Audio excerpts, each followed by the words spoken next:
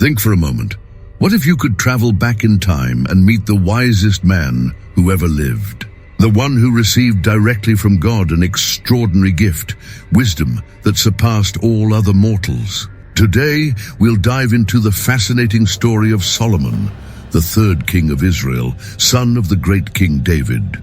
A story that goes far beyond what you imagine, filled with unimaginable riches, surprising decisions, and lessons that echo through the centuries. Get ready to discover how a young king, through a unique choice, became not only the wealthiest ruler of his time, but also the wisest of all. And what comes next will surprise you. The story behind the famous judgment that shocked the entire kingdom and revealed the true extent of his wisdom. Are you ready for this journey through time?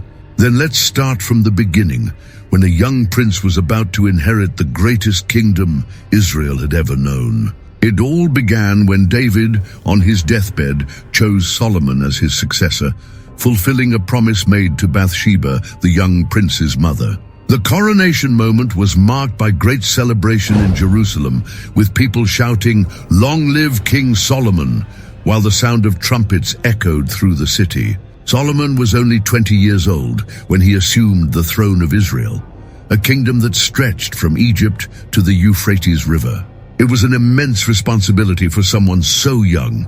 On a memorable night, while offering sacrifices in Gibeon, God appeared to Solomon in a dream and made an extraordinary proposal. "Ask what you wish me to give you." Faced with this divine offer, Solomon demonstrated surprising maturity. Instead of asking for riches, long life, or the death of his enemies, he asked for wisdom to govern God's people with justice. This choice pleased the Lord so much that he not only granted Solomon unparalleled wisdom, but also what he hadn't asked for, riches and glory superior to any other king. Soon after receiving the gift of wisdom, Solomon faced one of the most famous cases of his career as a judge. Two women came to him with a baby, both claiming to be the true mother. During the night, one of them had accidentally suffocated her own child and switched the babies while the other slept. The case seemed impossible to resolve as there were no witnesses. That's when Solomon demonstrated his extraordinary wisdom. He ordered a sword to be brought and declared he would cut the living baby in half, giving half to each woman. The true mother, moved by maternal love, immediately gave up her claim to save her child's life, while the other agreed to the division. Through this brilliant strategy, Solomon revealed the truth and returned the baby to its true mother. This story spread throughout the kingdom, causing people to fear and respect their young king even more, recognizing that God's wisdom was truly in him. Solomon's reign was marked by unprecedented prosperity. He transformed Jerusalem into a dazzling city with magnificent palaces and, of course, the majestic temple of the Lord. The temple's construction was a monumental work that lasted 7 years, employing thousands of workers and using the most precious materials available. King Hiram of Tyre provided cedars from Lebanon, and skilled craftsmen worked with gold, silver, and bronze to create a sanctuary worthy of the God of Israel.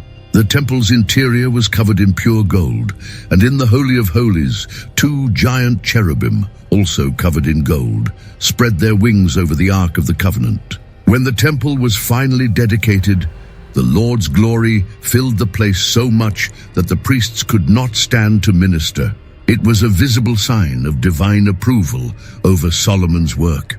The fame of Solomon's wisdom spread far beyond Israel's borders. Kings and queens from distant lands came to hear his words of wisdom and witness his prosperity. The most famous of these visits was from the Queen of Sheba, who traveled with a large caravan loaded with gifts to test Solomon's wisdom with difficult questions. After talking with him and seeing all his greatness, she declared that not even half had been told about his wisdom and prosperity. The biblical text tells us that Solomon's throne was made of ivory and covered in pure gold, something never seen before. His merchant fleet brought gold, silver, ivory, monkeys, and peacocks from distant lands. During his reign, silver became as common in Jerusalem as stones, and cedar wood as abundant as sycamore trees in the lowlands. Solomon's literary legacy is equally impressive. He composed 3,000 proverbs and 1,005 songs, demonstrating encyclopedic knowledge ranging from botany to zoology.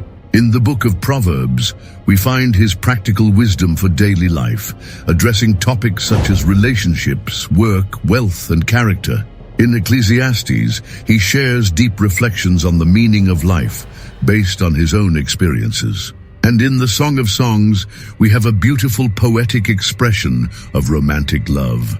His wisdom was so vast that he spoke about trees, from the cedar of Lebanon to the hyssop that grows on walls, about animals, birds, reptiles, and fish. People from all nations came to hear Solomon's wisdom.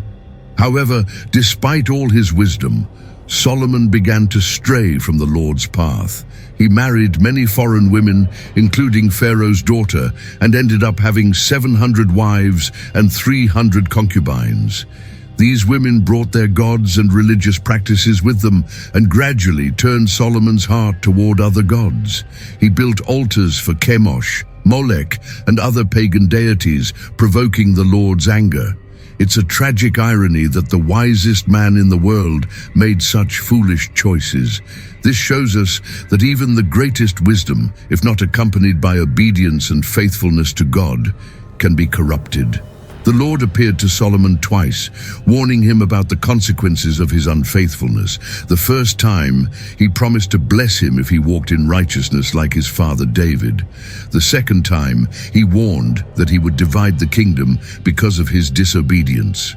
Despite these warnings, Solomon continued in his path of apostasy.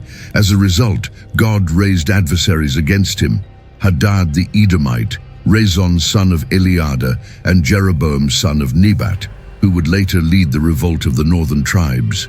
The kingdom that had known unparalleled peace and prosperity began showing signs of fragmentation even during Solomon's reign. In the last years of his life, Solomon seems to have deeply reflected on his mistakes. The book of Ecclesiastes can be seen as a testimony of this reflection, where he concludes that everything is vanity and that life's true meaning lies in fearing God and keeping his commandments. He had experienced everything the world could offer: wealth, power, knowledge, pleasures, and discovered that none of it fully satisfies the human heart. His final conclusion is a powerful message for all generations. Now, all has been heard. Here is the conclusion of the matter: fear God and keep his commandments, for this is the duty of all mankind. Solomon reigned over Israel for 40 years and died around 931 BC. After his death, exactly as God had predicted, the kingdom divided. His son Rehoboam assumed the throne, but by following unwise counsel, he lost control over 10 of the 12 tribes of Israel.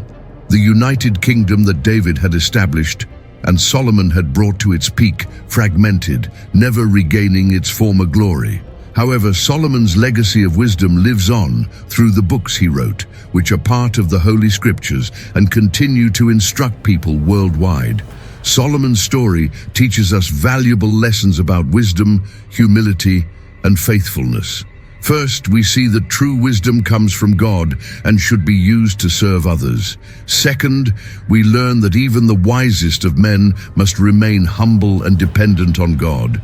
Third, we understand that knowledge without obedience can lead to ruin. Solomon's life is a testimony to how God can elevate someone to extraordinary heights, but also a warning about the dangers of pride and unfaithfulness. His story reminds us that we should seek not only wisdom, but also integrity and faithfulness in our walk with God. Solomon's reign represents both the peak and the beginning of the decline of Israel's united kingdom.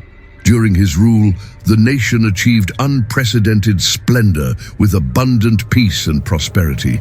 The temple he built became the center of God's worship and a symbol of divine presence among his people. His contributions to the Bible's wisdom literature continue to offer practical and spiritual guidance to millions. However, his failures also serve as a warning about how even the most privileged and blessed can go astray when they turn away from God. Solomon's narrative remains relevant for us today because it addresses fundamental questions of human existence: the search for wisdom, the use of power, the importance of choices we make, and the consequences of our decisions. His life shows us that true wisdom isn't just about knowing what's right, but living according to that knowledge. As he himself wrote, "The fear of the Lord is the beginning of wisdom." This is perhaps the most important lesson we can learn from his extraordinary story.